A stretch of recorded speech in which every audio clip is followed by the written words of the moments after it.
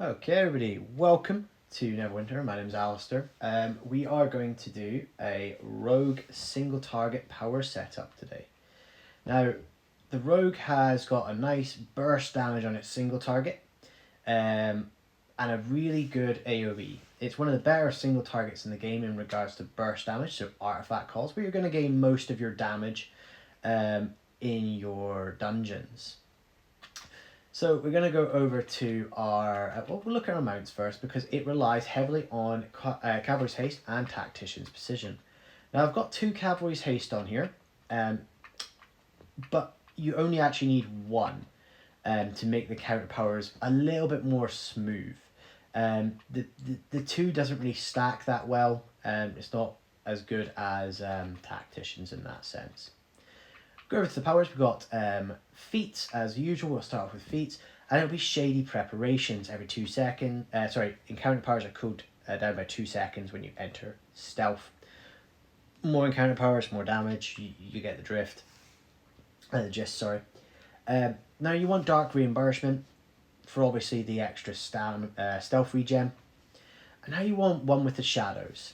Now one with the shadows every 12 seconds. One with the shadows causes your next encounter power to refill half your stealth meter. Now, with the power setups that you have on your feats and stuff, you'll be getting this pretty reliably. It will refill your stealth back up to full effectively. Now, Return of the Shadows is great, but in single target, you're only hitting one enemy. And the encounter powers don't run as fast as the AoE ones do. You're waiting quite a long time. And so you have time to get your your stealth back before your next three encounter powers. One with the shadows is good for the artifact call to get that stealth back, to reduce that cooldown, to make it a bit more clean. The cavalry's haste is when this doesn't proc, it really just smoothens out the rotation. Shadow of Demise, while in stealth, your encounter powers add Shadow of Demise to effect to the target for 5 seconds. Shadow of Demise, 40% of the damage you deal to this target, it will be dealt again when the Shadow of Demise expires. So when you're cranking out that damage, they're going to get 40% more of it back at the end of that Shadow of Demise, which is super nice. And then you want Ambusher's Haste. Oh, stealth, obviously your encounter powers deal 40% more damage. You're gaining that bonus on 2 of your encounter powers in this rotation. Alright, now on to our class features. Now, Tenacious Concealment. Let's get that stamina. Let's get that stealth back as quickly as possible. Dagger Threat. Now, this depends on what you're doing, by what class feature you'll use. Dagger Threat is great. You're gaining a base damage boost when you're in melee, and the thing is, even though you have 4 ranged powers, 2 ranged at-wills and 2 ranged encounters, your heaviest hitting encounter is actually a melee one. And so you want to be close to the boss. You just have a little bit of a few options to stand a bit further away sometimes and still get hits off, which I do sometimes use. Dodge in for the encounters and dodge out for the at-wills. Razor action can be great when you do your daily powers, giving a bit of extra damage, but it's a situational one. And another situational one is Advantageous Position. Most single target fights, you'll have the ability to get combat advantage on a boss very reliably. You'll just stand behind, the tank will be in front, you'll stand behind, combat advantage. As easy as that. There are some situations where this is good. For instance, like Tiamat, the dungeon. Because Tiamat, you can't get combat advantage unless you have a Scorpion or a fighter who's got the knee breaker that will give the combat advantage. So this will allow you to have combat advantage for your 3 encounter powers, and that's really clutch. Gaining your combat advantage is a massive bonus because combat advantage is equal to power on damage output. It's just you can only get it situationally, while your power you get all the time. Moving up, we've got for our single target, we've got Hateful Knives. I'll personally put Whirlwind Ablaze, but you can chuck whatever you want on in the X or the AoE. But Hateful Knives just hits really, really, really hard and adds more combat advantage. Once again, helping you out. the rotation I go for, for my single target. I go an XYB rotation, and I'll start off with Shadow Strike. Shadow Strike, I do it for stealth. You gain 775 magnitude damage, big hit.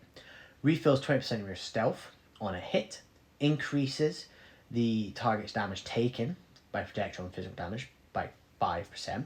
Duration 10 seconds. Beautiful. Debuff the boss. Does not remove stealth and dazes the target for 3 seconds. Obviously it doesn't daze bosses, but it dazes some targets.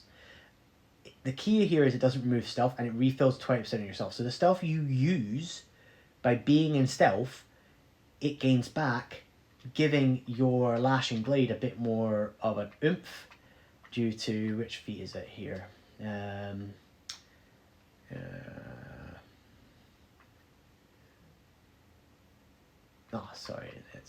Sorry, I think I was thinking of something else.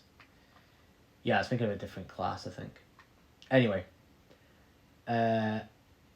Yeah, so it gives your lashing blade, which is 715 damage, stealth, which increases it by another 300 magnitude, doing over 1,000 magnitude in a single hit. Then impact shot, which it will not be from stealth, but it will give you a 600 magnitude hit. Now, some people like to use blitz to, some people like to use vengeance pursuit. Smoke bomb can be very viable if you've got a lot of ads around you. Smoke bomb is very viable. Some people use Path of Blades. I personally just go for single target, raw single target, just go for impact shot. That's where you're going to find most of your damage. Now, if you're disheartening strike, you're wanting to use your right trigger or your left trigger, but you apply this once every 10 seconds or so, or I just do it for every 10 of my Cloud of Steel hits. So you're gaining that 5% debuff, damage over time, magnitude hit, but you're gaining your Cloud of Steel, which is your Cloud of Steel stacking damage. If you read the bonus there, each strike that hits the target will increase the damage taken by Cloud of Steel, from Cloud of Steel, by 5%, stacking up to 10 times. So you're going to gain a good damage buff on your Cloud of Steel. And how this will look on a boss is like this. Your disheartening strike applies that damage over time. There's the ticks. It's not critting very often, but anyway. So you apply that, and then you'll use your at-wills. Nice and simple. Just hold it down, and off you go. And then, like that. Then you'll use your stealth. And then, there we go. 3 encounter powers. And if you look, my stealth's almost back straight away. Now, I don't want to use it straight away, because obviously I have nothing waiting. 2 seconds are here. Stealth. 1, 2, 3. If we watch the... there it is. If we watch the damage bar after I do this little rotation. So, watch the damage bar. 1, 2, 3 encounter powers. Just keep watching it. And a chunk should just, there we go, drop off. That, I believe, is your Shadow of Demise triggering. That's what that is. Now, for your artifact call, it depends on how many tacticians you have. You really need 2 tacticians on your Rogue Whisper Knife single target build. It's pretty clutch to have 2. It is possible to do a bit of damage without, obviously. So without, it would just be artifact, 3 encounters, your mount and your belt item near the end. For 2 tacticians, it's then the 6 encounter powers. So it would be daily stealth, the 3 encounter powers in the order I told you, daily power, belt item, mount, and then 1, 2, 3 again, and you've done it in the 10 seconds. There we go. 6 encounter powers, and you hit really hard as a rogue, and there was some Shadow Demise at the end. You hit really hard as a rogue in your single target, which is really, really, really, really nice. Let me go here, get my daily back. Now, I've had a play about to see if it's possible to use, that's why I have the 2 bonuses here, Cavalry's Haste to cool down to get a few more encounter powers. Like the Ranger can get 9 encounter powers, I was hoping that Cavalry's Haste would allow me to get another encounter power too, and I have managed to fit it into the build where I'll get 1 or 2 more encounter powers in. It does become a really cramped rotation, but it does work. And so what I'll do is I'll give it a try here and see if we can do it.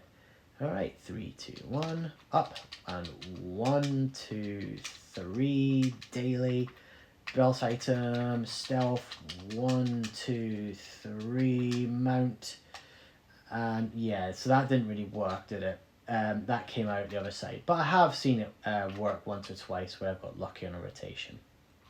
Anyway, that is the Rogue Whisper Knife single target build. As I said, I don't have an assassin build at the moment. I'll need to actually get some Astral Diamonds together, change one of these into a assassin build, put an assassin video together for you guys. However, with the assassin, like with the Ranger, the Hunter, I personally would recommend there's one class that performs better. For the Ranger, it would be the Warden, and for the Rogue, it is the Whisper Knife in both AoE and single target. And so I would definitely recommend just going Whisper Knife, but if you like the style of assassin more, I will be making a video at some point in the future. Anyway, I hope you enjoyed it. That is all for now. Goodbye.